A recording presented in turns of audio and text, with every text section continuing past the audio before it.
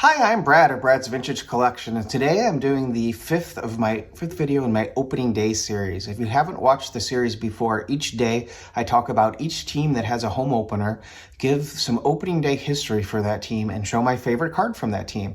We have 12 teams opening today. It was originally 11. The White Sox called their game early, so by the time you woke up yesterday morning, you already knew the White Sox moved their game to Friday. So didn't do a video yesterday, even though one was planned. And we've got 12 teams today, so I'm going to start out with those White Sox. And remember, opening day is a holiday, one of my favorite days of the year. So the White Sox have a 67 and 58 record on home openers, and we're going to go back to April 2nd, 2006. The White Sox celebrated opening as world champions, getting Major League Baseball's season opener as the sole game being played against Cleveland. The Sox had a full house of 38,206, and a pregame banner-raising ceremony went off without a hitch. Buehrle got the start for the Sox against Cleveland's CC Sabathia, both giving up 3 runs, Sabathia in 2 1/3 and Buehrle in 4 innings. In the middle of the fourth, there was a 2-hour and 57-minute rain delay. And so for those fans that stuck around, the Sox exploded with a 3-run bottom of the fourth provided by a Jim Thome long ball. So for those that stayed through the rain delay, they were rewarded. The Sox piled on with small ball, scoring 3 in the fifth and 1 in the sixth, cruising to a 10-4 win via 9 hits and 9 walks. A ring ceremony on opening day is hard to beat. Couple that with a win, and it doesn't get better than that. And for the White Sox, I'm showing the 1982 O-Pee-Chee Carlton Fisk in action. In 1982, Carlton Fisk in action is one of my favorite ever Topps images. As a kid, I never kept any of these because I didn't have the O-Pee-Chee, obviously, but the Topps, because it had such trade value with my White Sox fan friends. They would give me any card or any few cards for this because it's just such a cool image. And a lot of my friends weren't collecting yet in 82. I was 10 years old and started a little bit later. So when they'd see this card, they'd go crazy for it. Next up, we've got the Nationals/Expos, and the Nationals did carry the Expos history. So they're 27 and 30 on opening day, but as the Nationals, they're 5 and 15. So the Nationals have not had successful opening days, and by far the team that struggled the most on the opener. Took them a while to get their first win, so we're going to go to March 30th, 2008, where they played the Braves and christened New National Park. As often happened for the Senators, the commander-in-chief, who in this case was George W. Bush, threw out the first pitch for the Nationals on their opener. And that's happened a lot in baseball history. You can go back and read about all the presidents throwing out first pitches on opening day in Washington. The game was tied 2-2 going into the bottom of the ninth, and Ryan Zimmerman hit a solo walk-off homer to give the Nationals their first ever opening day victory. So a walk-off homer for your first opening day win in a new ballpark where the president throws out the first pitch. Pretty cool opening day. I'm sure the fans that were there really enjoyed it. And for the Nationals, I have kind of a card that's not typical in my collection. It's an ultra-modern first Bowman refractor purple autographed rookie. Hard to remember all the descriptors, and I only have 2 first Bowman rookies. One is Soto, one is Schwarber, 2 of my players I really, really like. So I just thought that Soto was underpriced compared to the other really great players in Major League Baseball, and I bought this before he was a Met or a Yankee. I don't know if it's gone up, stayed the same since then, but I just wanted to have a really good Soto rookie card because he's one of my favorite players to watch. So that's the favorite Nationals card in my collection. Next, we'll go to the Tigers, who are 71 and 53 on opening day. And if you're about my age, when you think of Tigers opening day, you probably think of Jack Morris. Morris started 11 straight openers for the Tigers, but due to the fact it's usually cold in Detroit, only 4 of those were opened at home. Morris was 3-1 with a 2.94 ERA in home openers, and his lone loss, he pitched 9 2/3 innings, giving up 1 earned run. So really great pitcher for all 4 home openers. These were typical Morris starts, striking out only 18 while walking 14 in 33 2/3 innings, not dominating except in the win-loss column, going deep in each game, resting the bullpen, and usually getting the Tigers the win. So nice consistent performances for Morris on opening day, typical of his career, and I'm sure Tigers fans loved seeing him on the hill to start the season each year.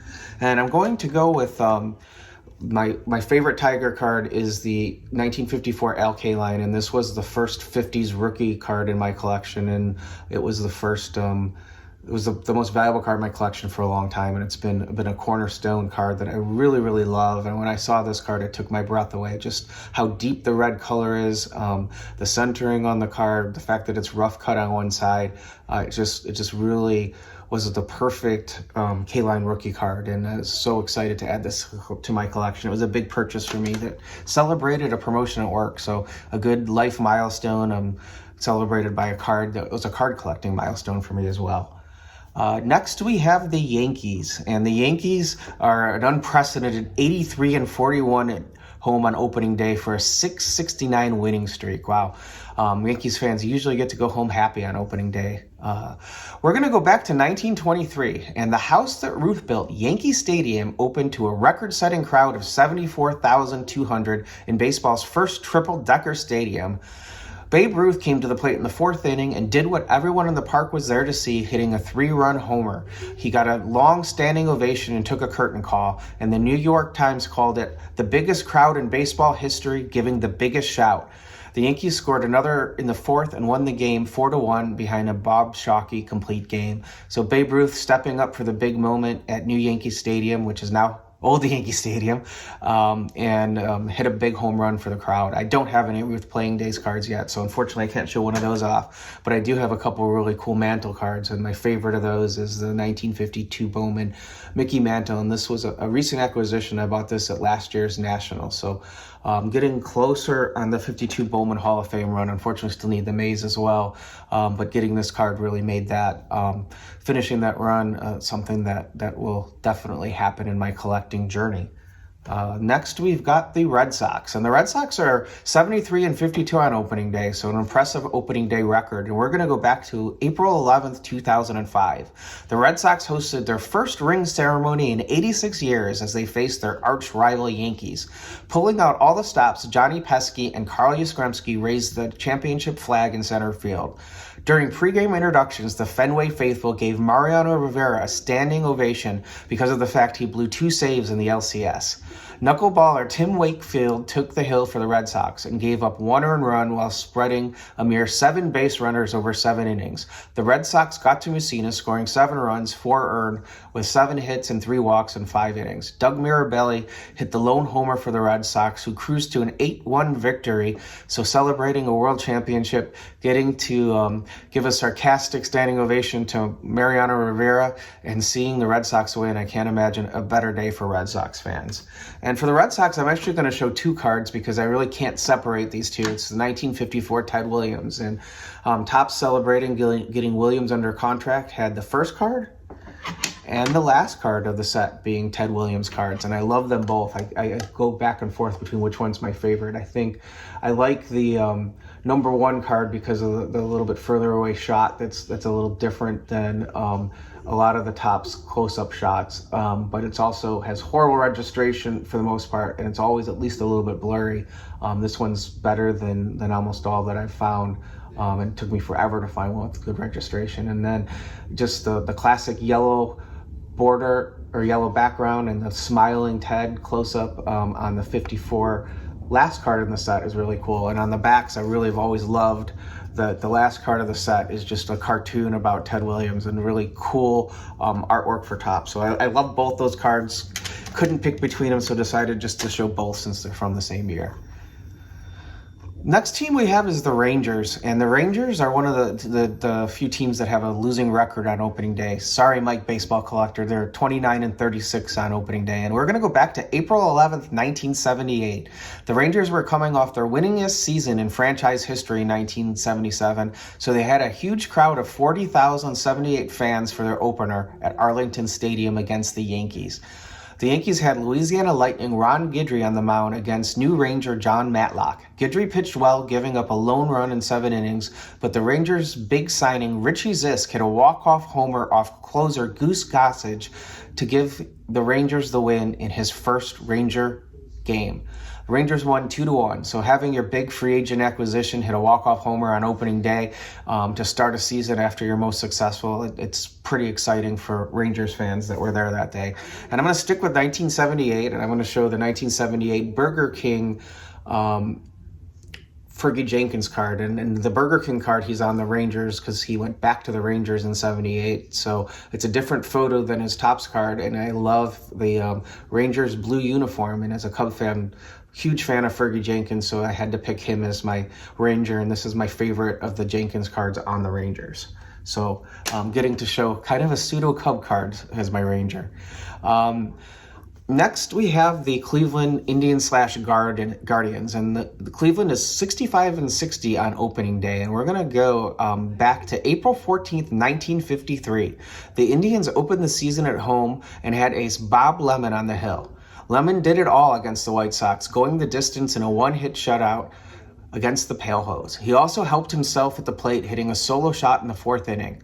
All told, the Indians scored 6 runs on 11 hits, cruising to an easy victory in front of more than 53,000 fans. So seeing your ace throw a one-hitter and hit a home run on opening day doesn't get a lot better than that. And if you've watched my channel at all, you know that I'm a huge Lou Boudreau fan, and I'm working on the Lou Boudreau run.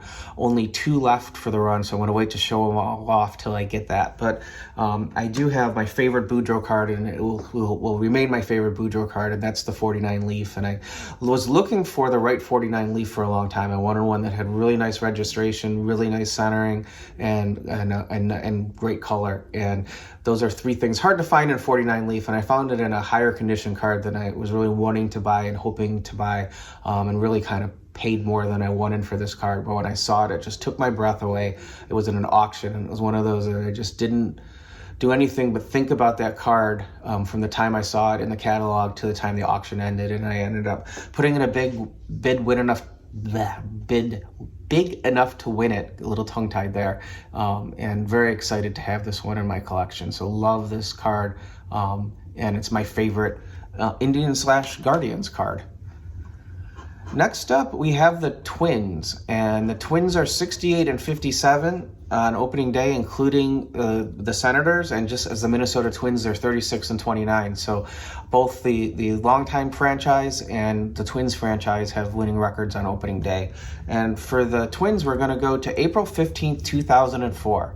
A new face of the Twins arrived. Joe Mauer, the overall first pick in the 2001 draft, made his major league debut in front of 49,584 at the Metrodome. Mauer was hitting 8th in the lineup and catching, and he walked off of CC Sabathia his first time up. So his first major league at bat, he got a walk. Then he walked again in the 8th. Then in the 9th, Mauer ripped his first hit a single and added another single in the 11th inning, where he scored on Shannon Stewart's walk-off home run in the 11th. So the 20-year-old reached base 4 times in his major league debut, and having the pedigree he had, Twins fans were super excited to have him come up. Unfortunately, injuries shortened his campaign in 2004, but he went on to have that Hall of Fame career for the Twins and be the face of the Twins for a long time. So seeing him start off his career had to be really cool for Twins fans. And so many times today now, players don't start with the team on opening day, so it's cool to have an old school debut as well.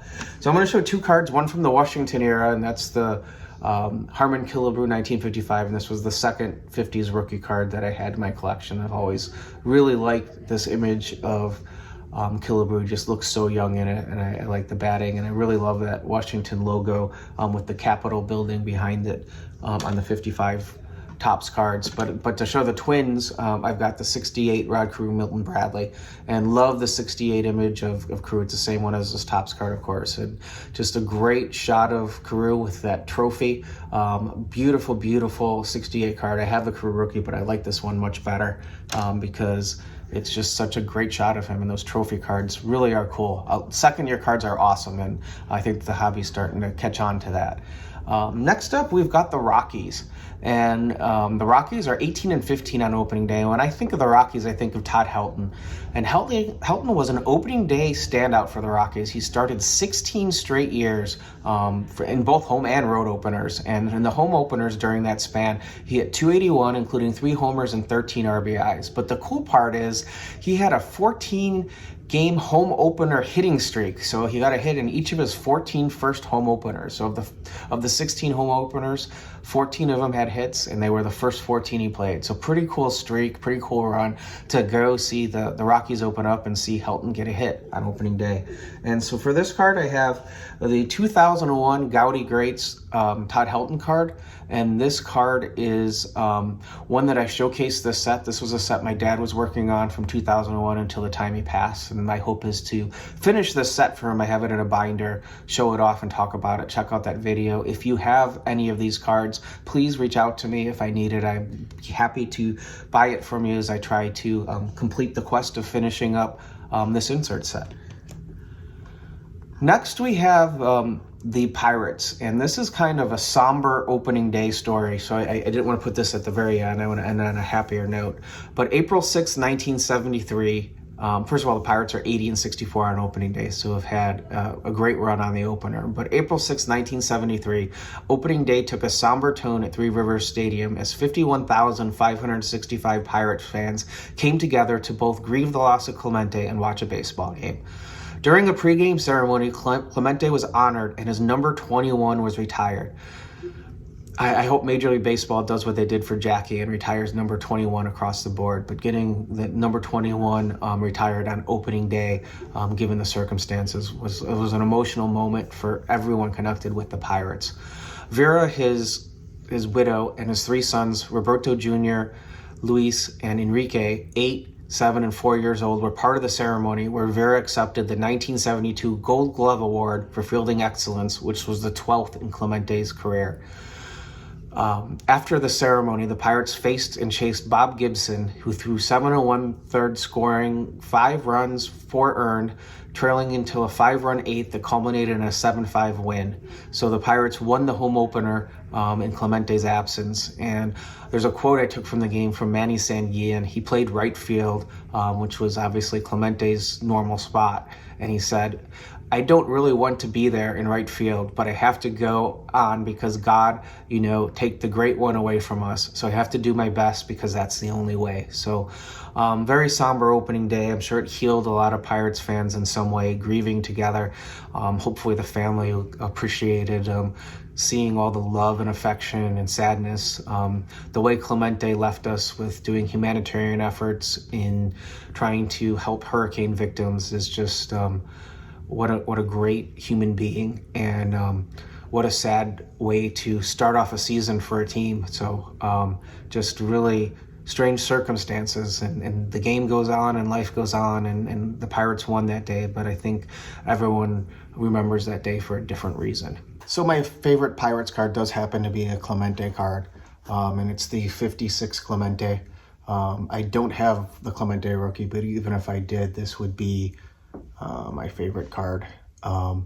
Love this card, love the 56 background with the billboard and the way that Clemente's leaping up for the catch, and the same close-up image as the rookie card. So this is the favorite Pirate card of my Clemente, or Pirate card in my collection, and my favorite Clemente card.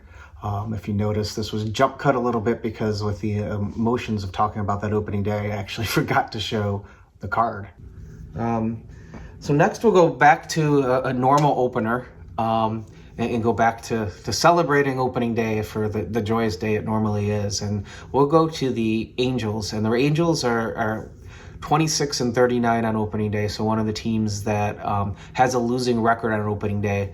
And we're going to go back to April 6, 1973. Nolan Ryan was given his first career start on an opening day and on a home opener, and Frank Robinson led the second inning off with a home run to give the Angels a 1-0 lead. Valentine and Pinson each drove in a run in the third, which was all Ryan needed, going the distance, striking out 12 to give the Angels a 3-2 win over the Royals on opening day. And the Angels, one of my favorite players is Carew. So when I think of the Angels, I think of Carew, even though he played more of his career with the Twins. And as a kid, I loved the Diamond King cards, and the first Diamond King set is kind of one of my favorite all-time insert sets. So my favorite Angels card is the 82 Diamond King of Rod Carew. Dick Perez really did a great job with these Diamond Kings over the years, and the 1982 inaugural set was just something special for collectors to see something new with artwork on the cards, which was something us kids hadn't really seen, as we hadn't really gone back in card history a lot yet.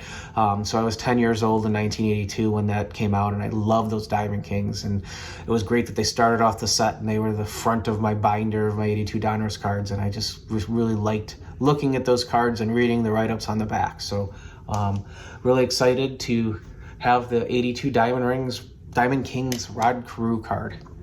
And finally, the 12th team we're going to talk about today on opening day is the A's. And the well-traveled A's, I'm not going to separate it out because they've been so many places. They're 59 and 66 in home openers, which took place in Philadelphia, Kansas City, Oakland, Sacramento, and soon to be Las Vegas. So the A's have moved around over the years. And for the A's, I'm going to celebrate something a little different, a uniform unveiling. The Kansas City A's opener on April 9th, 1963 was notable for unveiling the green and gold uniforms of the A's. Charlie Svinel said you needed bright colors to better market a baseball team, and developed uniforms that were Kelly green and Tulane gold, the exact shade of gold worn by the U.S. Naval Academy. Finley really knew how to sell things. The unveiling at the opener included a fireworks show where green and gold balloons were dropped into the stadium, featuring tickets to future games inside the balloons. They also had prizes hidden under seats, all with the green and gold color. And so it was a day to celebrate the new uniforms, and really a lot of uniforms changed, and the whole 70s colorful uniform thing started in 1963 with the A's, with that beautiful vest uniform that brought the green and gold into Major League Baseball.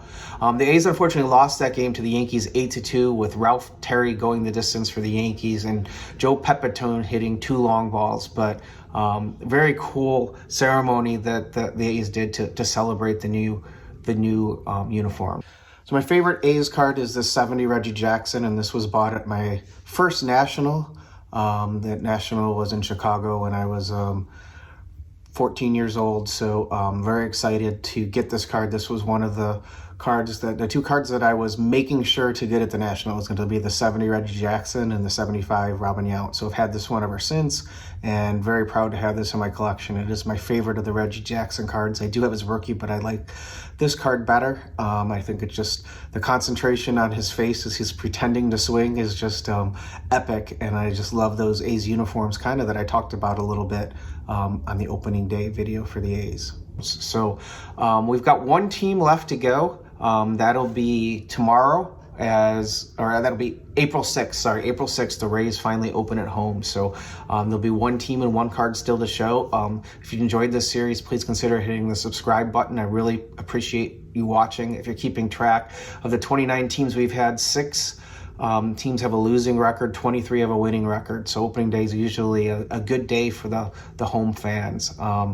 Hope you enjoyed this video. Thanks a lot for sticking around. If you're still listening and sticking around to this point, I appreciate you watching. If you make any comments, I will make sure to answer the comments. And remember, if you're not excited to add the card to your collection, you bought the wrong card. And hopefully you can see in this video that every card I showed, I'm very, very excited to have. So thanks for watching.